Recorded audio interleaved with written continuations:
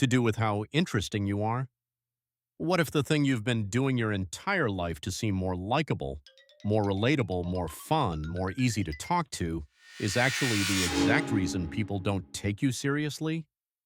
I know because I was doing it for years, and I had absolutely no idea. Let me take you back to a work happy hour about 4 years ago. There I am standing in a circle of six people, drink in hand, doing what I always did in social situations, talking, filling every silence, jumping into every gap in the conversation, laughing a little too loudly at jokes that weren't that funny, agreeing with things I didn't fully agree with just to keep the energy smooth. I thought I was crushing it socially. I thought I was the guy everyone enjoyed being around. Then on the drive home, my colleague Sarah, someone I genuinely respected, said something that I have never forgotten. She said, "You know what's interesting about Michael? He talks a lot, but I never really know what he actually thinks about anything." She wasn't being mean. She said it casually, almost like she was just noticing the weather, but it landed like a punch I didn't see coming, because she was right. Here is what nobody tells you about conversations. Most people treat a conversation like a performance. They are thinking about what to say next while the other person is still talking. They are monitoring how they're coming across. They are filling silences because silence feels like failure. They are agreeing and nodding and laughing because they want to be liked. And here is the brutal truth about that approach. People can feel it, not consciously. They won't be able to name it.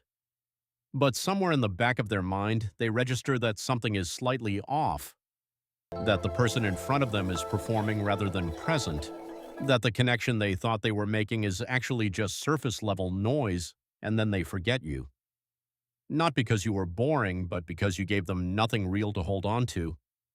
High value people do something completely different. And the first time I actually noticed it, it looked almost rude. I was at a dinner with a guy named Daniel, quiet, confident, the kind of person whose opinion the whole table seemed to wait for without anyone deciding that was going to happen. Someone made a point about something, and the table started nodding and agreeing the way groups do. And Daniel just sat there, thinking, actually thinking, not performing thinking, actually doing it. Then he said quietly, "I'm not sure I see it that way."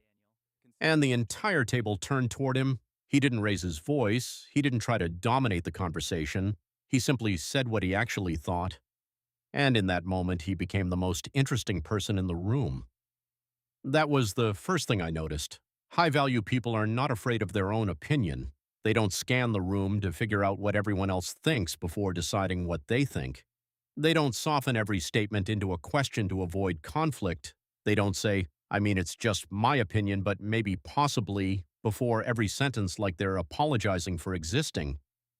They say what they actually think, calmly, without needing everyone to agree. And here's the counterintuitive part. That creates more genuine connection than agreement ever will. Because when someone disagrees with you respectfully and holds their ground, you actually start to trust them. You know that when they do agree with you, it is real. Their yes means something because their no exists. But there was a second thing, and this one took me longer to learn. High-value people listen differently, not the fake listening most of us do, Mhm. nodding while mentally composing Yes. your next sentence, actually listening, like the information genuinely matters to them, like the person in front of them is worth their full attention. I started experimenting with this after the Sarah comment. I made one rule for myself. Before I responded to anything someone said, I would take 2 seconds, Let's just reflect two, on this to for a actually moment. think about what they It's said wise to rather than pause before immediately firing speaking. back. It felt uncomfortable at first. A moment's Those two silence in seconds felt like an conversation, eternity. where time slows I was down. convinced people would think Either I way was the other slow not or judging, their disinterested. eyes staring. The opposite happened. People started leaning in, they started going deeper, they started telling me things they probably didn't plan to share. Because when someone feels actually listened to, not performed at, not competed with, but genuinely heard, they open up in ways they don't even understand themselves. Silence stopped feeling like failure. It started feeling like power. There's a third thing, and it is the one that ties everything together. High value people don't need the conversation to go well. Think about that for a second. Most of us walk into a social situation carrying this invisible pressure. We need people to like us. We need the conversation to flow. We need to be remembered positively. We need to walk away feeling like we did well. That need, that desperation for approval leaks out of every word you say. People feel it without knowing why. It makes them subtly uncomfortable. It makes them pull back without realizing they're pulling back. High-value people are not indifferent to connection. They genuinely enjoy people, but they are not dependent on the outcome. They are not performing. They are just present. And that difference between performing presence and actually being present is the entire game. So here's what actually changed for me. I stopped trying to be interesting and started being interested.